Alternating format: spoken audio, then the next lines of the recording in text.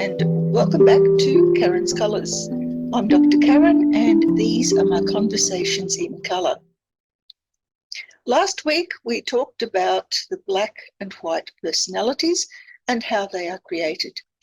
This week I thought we might look a little bit more at general personality development. But before I begin, I'd like to thank my new subscriber for signing up. I hope you enjoy these series of sessions on how colour personalities are created and also how they are analysed. I'd also like to ask you, if you have been joining in and listening to these sessions and you haven't subscribed yet, well, why not? It's free. And even if you don't want to subscribe, at least leave some sort of a comment or at least a like. That way the channel grows and everybody gets to benefit. All right, so let's get started. This is part 2 of creating a colour personality, and what we're looking at specifically this week is how one grows that colour personality. We're going to be reintroducing the basic colour terms because they are important for this series. I talk about them in terms of evolutionary personality development. That is, just like the basic colour terms have an evolutionary process that they undergo in order to be accepted into language, so too there is an evolutionary process that occurs in children as they grow up and develop their colour personalities. We also need to revisit stress a little bit. This is going to be slightly different to the stress that we looked at last week, but nevertheless it is important to imagine just how stress affects the development of a colour personality. We're going to establish that stress has both positive and negative aspects of it, and those positive and negative aspects are viewed differently in terms of how one looks at a colour personality. We're also going to discover another issue called worry work. Maybe you've heard of it before, maybe not, but it's an interesting additive to the stress theories. We're also going to introduce some colour personality analysis. Now, I've dealt with this in previous sessions and I will add a link to it below, but the colour personality analysis is an important way of looking at how a person not only develops their colour personality, but also how it impinges upon their everyday lives. We're looking at the basic colour personality, and then we're going to look at a problematic colour personality. If you can imagine a little mannequin, here he is, little creature who has a head, a body, arms and legs. And from the infant's experience, the one that we looked at last week, we can see that white is what is observed, what is physically available for the child to see in daylight, and it is their conscious state. It is embedded in what they know. Black, on the other hand, becomes an intuitive issue. It is one in which the subconscious is activated and the child is taught what is going to happen to it in terms of what it imagines that life is offering. Stress, of course, activates both. The stress reaction creates an adrenaline response. That response is quite spontaneous and almost instantaneous. So the child has a reaction before it's even aware of what the stressor is. That response recognition will lead to an outcome. So as we grow, our response recognition becomes more acute. And even though we might have that instantaneous surge of adrenaline, nevertheless, the outcome can be quite different depending on how we recognize that response. A negative or destructive response is one that causes the child to react in a way that is going to negatively impact upon their personality development. On the other hand, a positive outcome or positive reaction is a constructive one. This is one in which the child learns to overcome basic fears and is able to manage those stressors in a positive or constructive way. Now, why is this important? It's important because to recognize that response will alter the way in which we respond to it. If you can imagine yourself late at nights, perhaps walking down an area that you haven't been there before, your phone's not working properly, you're looking for someone to assist you because your car's broken down or whatever the situation is, and suddenly out of the darkness, a voice says, "What are you doing here?" On the other hand, imagine yourself at the top of the roller coaster, or perhaps in an aeroplane flying high above the earth, and you're about to do your very, very first skydive. The amount of adrenaline that is surging through your body at that instant is pretty much the same.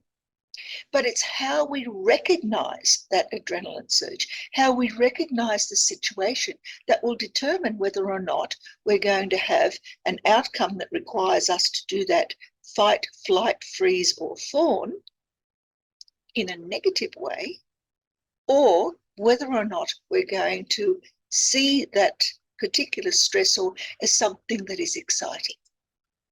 So the recognition that is negative is the one which is fear-inducing. It creates a protective reaction, that is, we instantaneously go on the defensive and will respond in one of those 4 ways that we've already examined previously. The aim, of course, is to reduce that stress. We don't want to maintain it because it is destructive of our ability to function effectively. What about positive recognition? Well, here it's always associated with good emotions and good responses.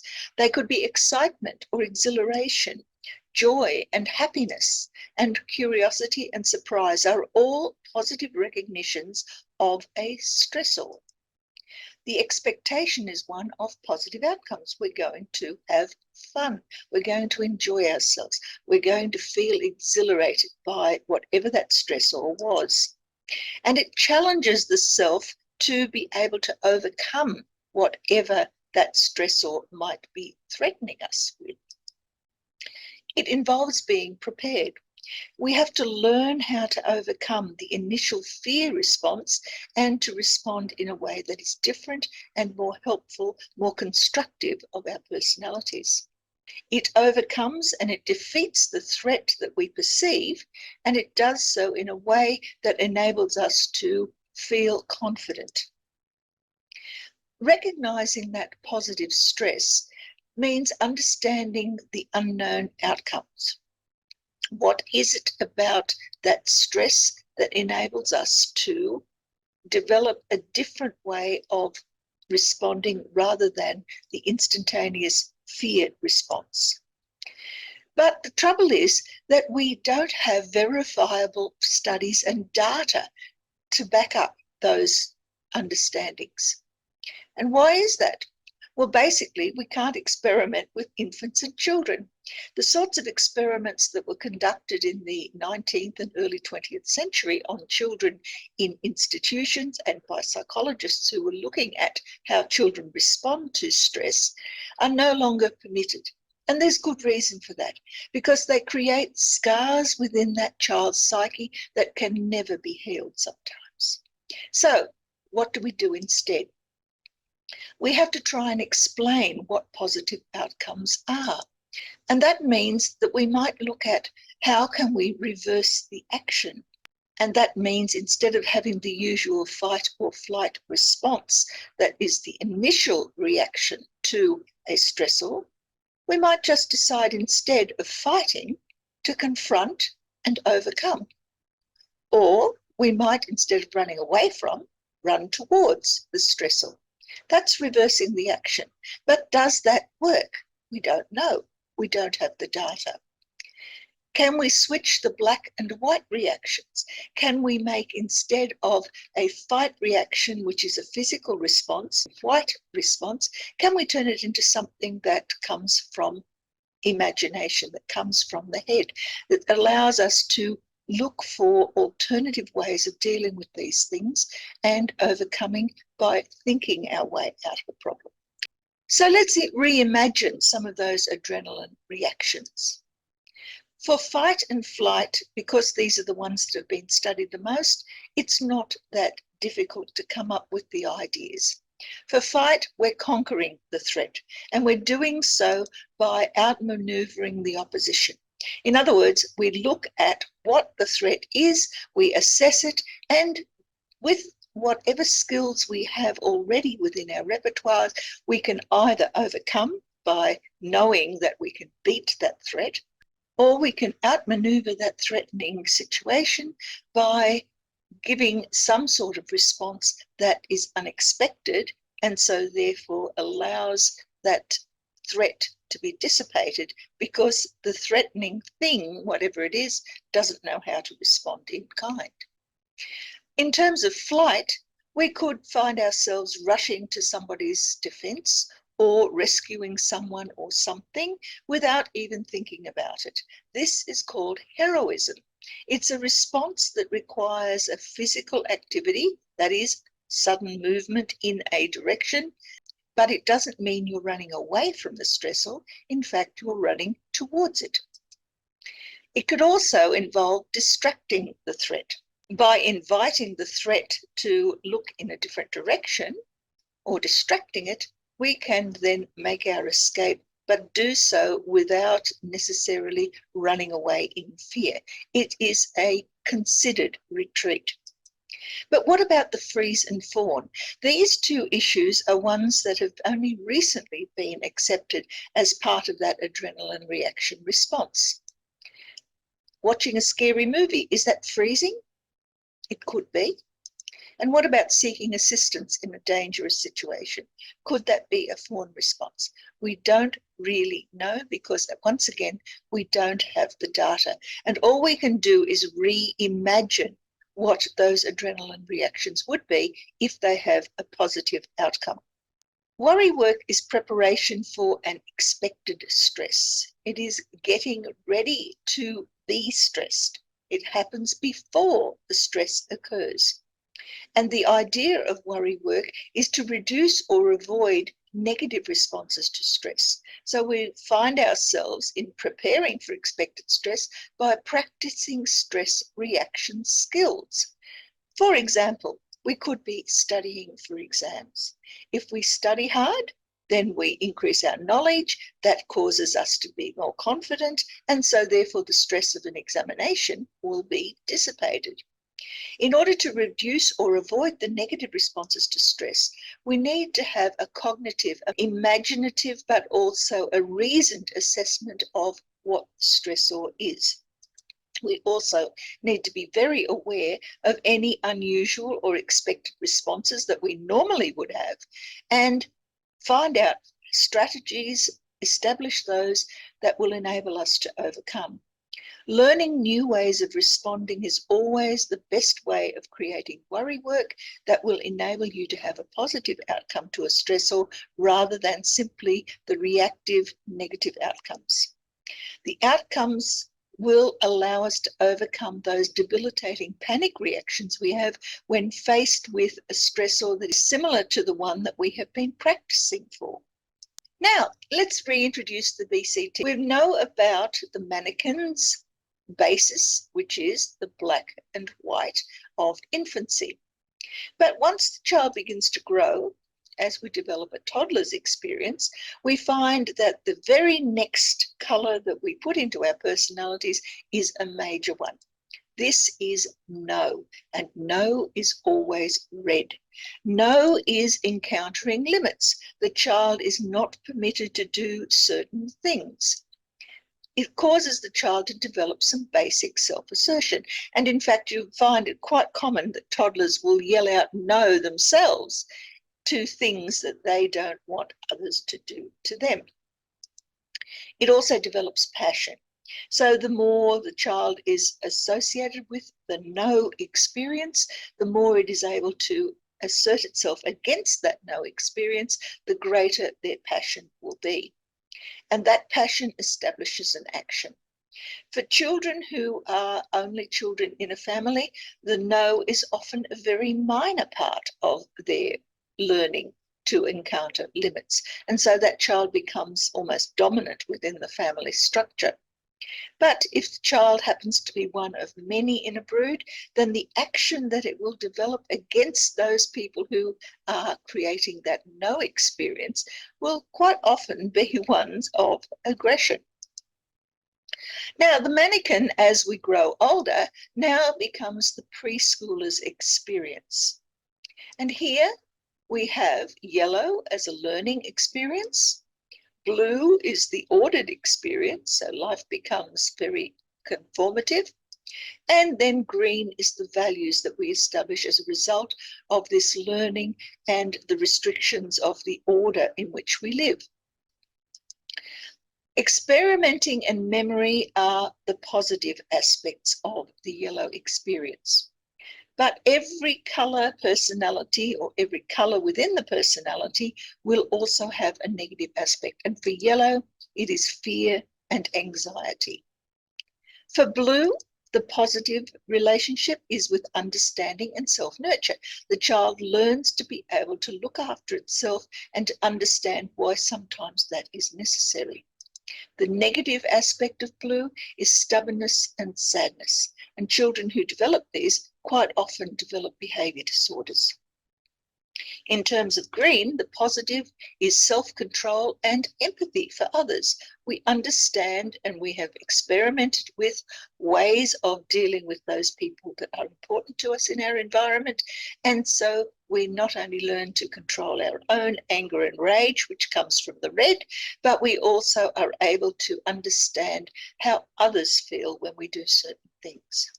The negative aspect is jealousy and escapism. Both of those are destructive aspects of the green. Jealousy causes fights, so there's always a link between the green and the red.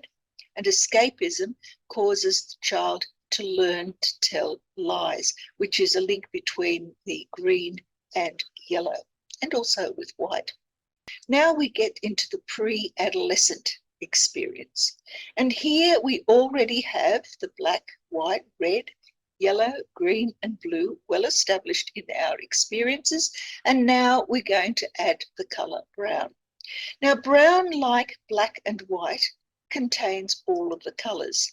And in many ways, it is similar to black and white. But unlike black and white, where the colors are completely in balance so that you either see all of them or none of them, with brown, the hues are disproportionate.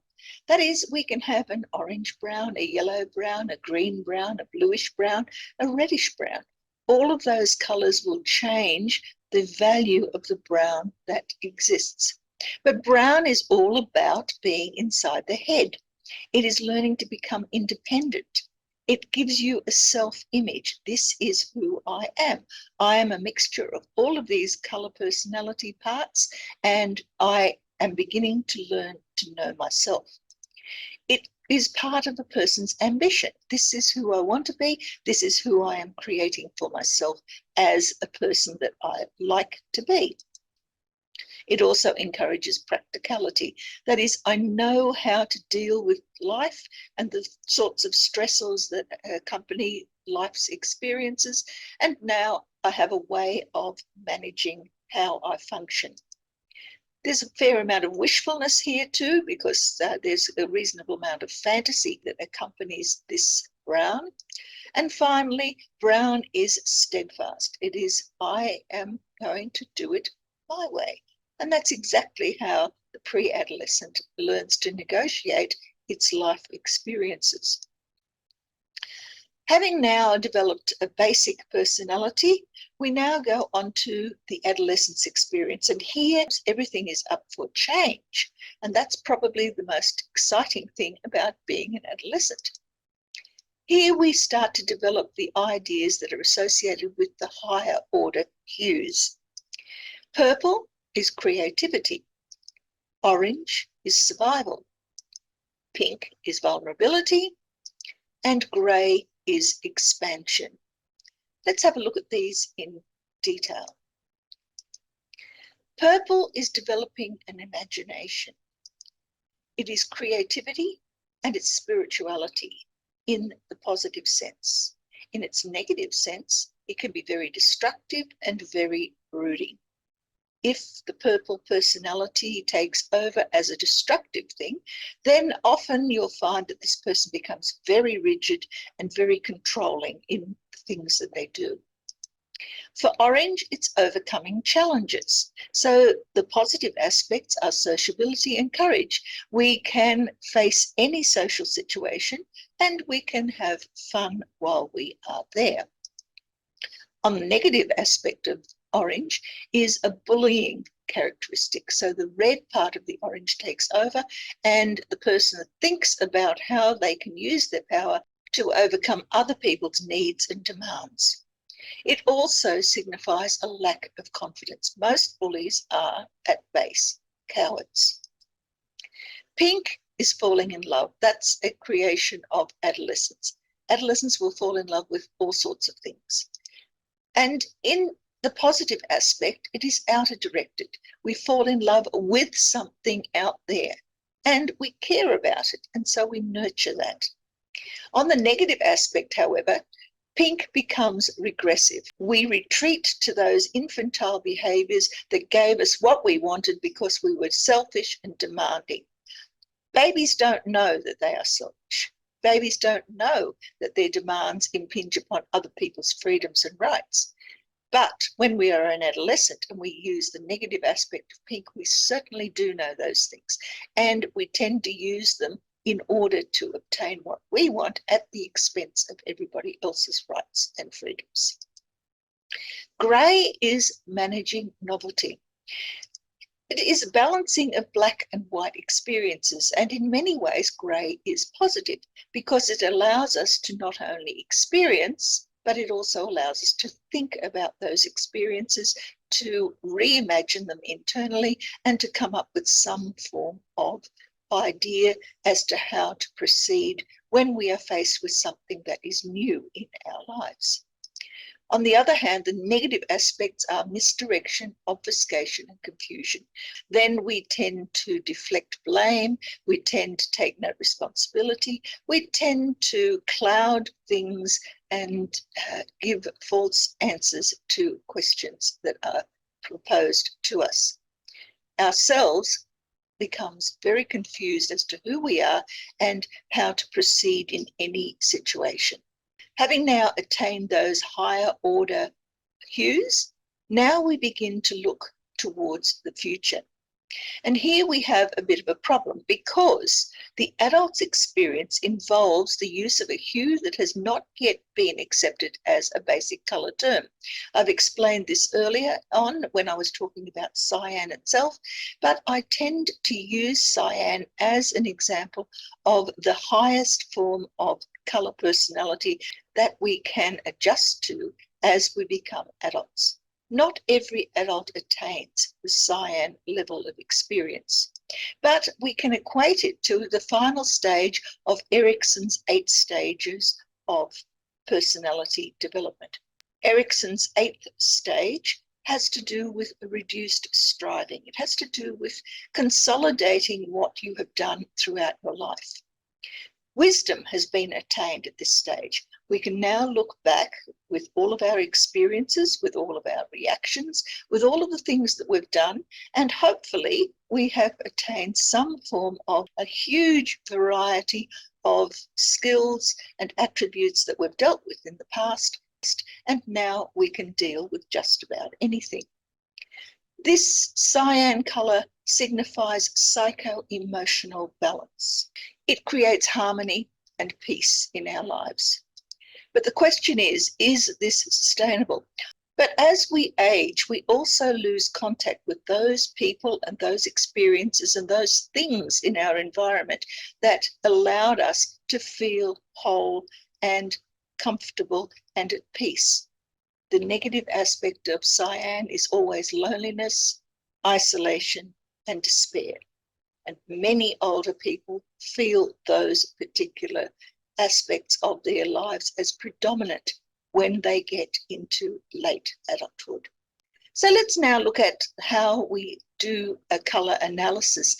Well, firstly, we have strengths. And when we create strengths in our environment, what we are doing is we're creating something out of an experience. So the color in the top of the yin-yang symbol is the experience. Something happens to us.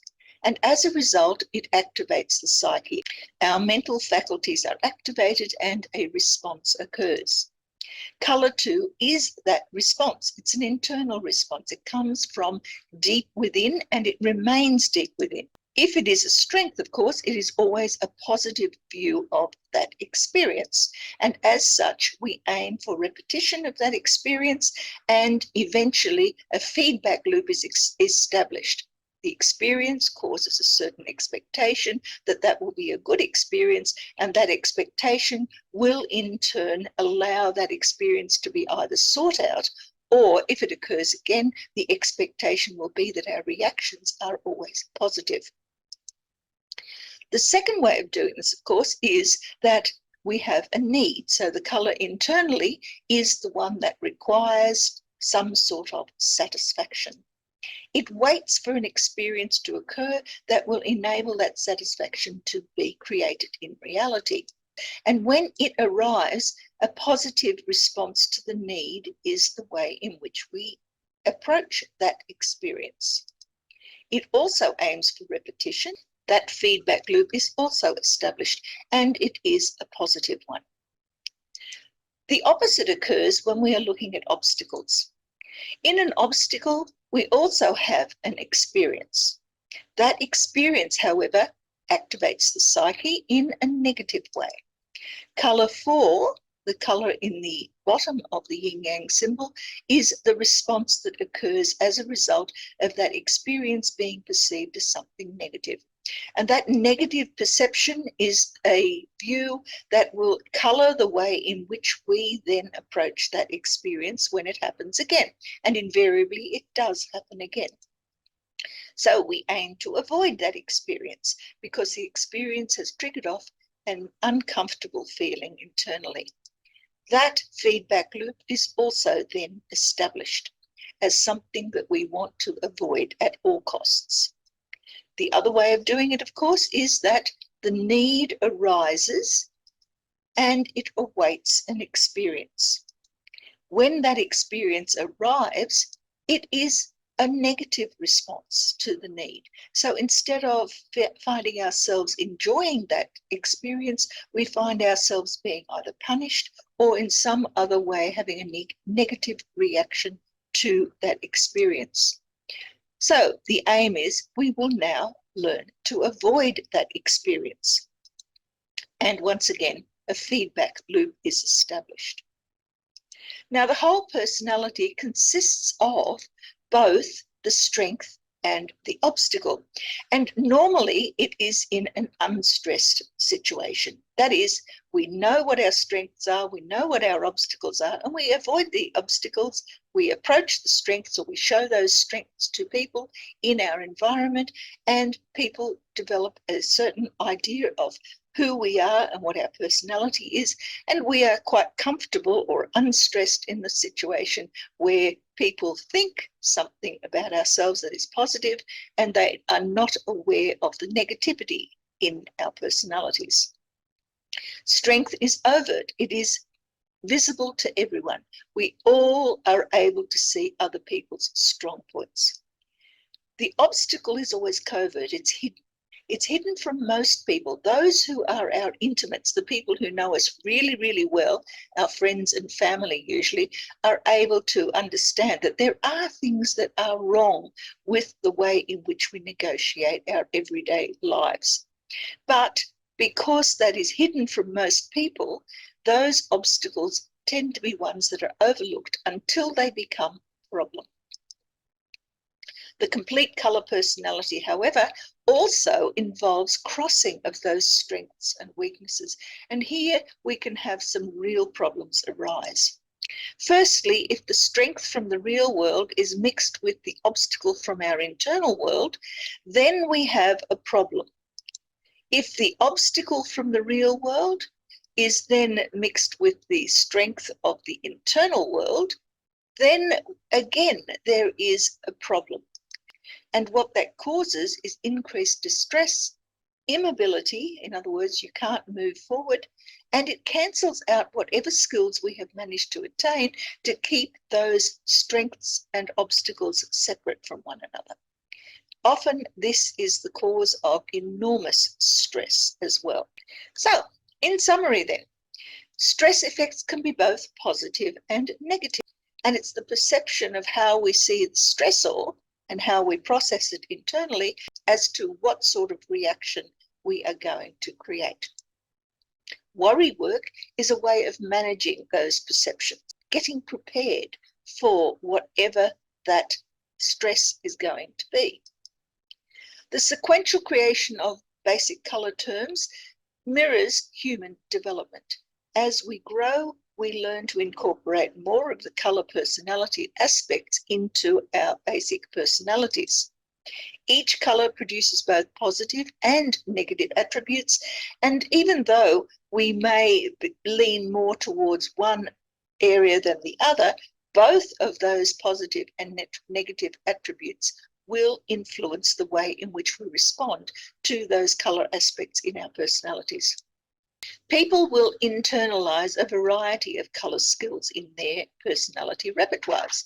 So we can have some strengths that are quite prominent, and we have other strengths that are very rarely used. Similarly, some obstacles can be quite prominent in the way in which we negotiate life, whereas other obstacles will very rarely appear. Mixing those positive and negative color positions will destabilize that personality and the way in which the person functions in reality. And there you have it. A quick look at the growth of a color personality. Next week, I hope to look at the promised red personality and how it is created in a little bit more detail. I hope you join me for that one. If you've got any comments about this week's session, please leave them below, because I really do want to know how you think about these topics. They aren't the usual way of looking at personalities, I realise that, but I find them fascinating, and I hope you do too. So, until we meet again, bye.